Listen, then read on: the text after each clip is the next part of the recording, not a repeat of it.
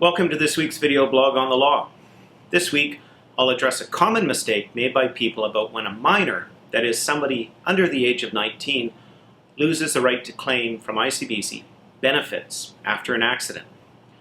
Many people know that after a car accident, ICBC must provide rehabilitation benefits and partial wage loss replacement.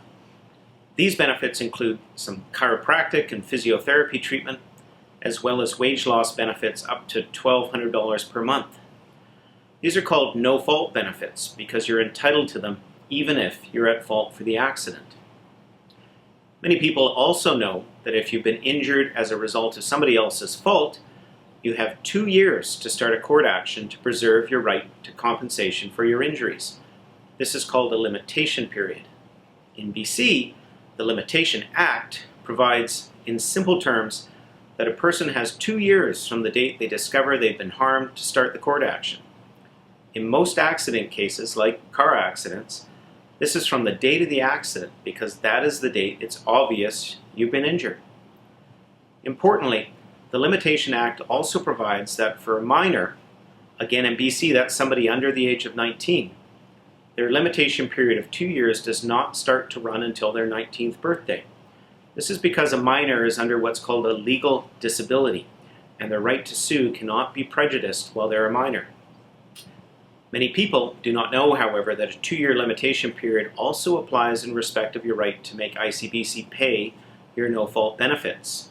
That is, if ICBC has refused to pay your no-fault benefits, perhaps because they believe your injuries are not caused by the car accident, but rather from some other source, then you only have 2 years from the date of the accident or the last day ICBC paid you benefits to preserve your limitation period by filing court documents.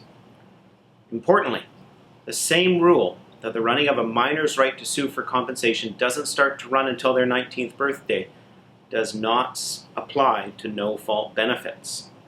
In other words, a minor, even somebody who is 10 years old, for example, must sue ICBC within 2 years of the accident date or the last day they receive no-fault benefits, or the right to those benefits will be lost forever. Parents of children injured in an accident should bear this in mind because parents are responsible to protect the legal rights of their children. I hope you've learned something about the law from this blog. Please feel free to like us on Facebook, follow us on Twitter, or subscribe to our YouTube channel to receive notice of future weekly video blogs on the law. Thank you very much.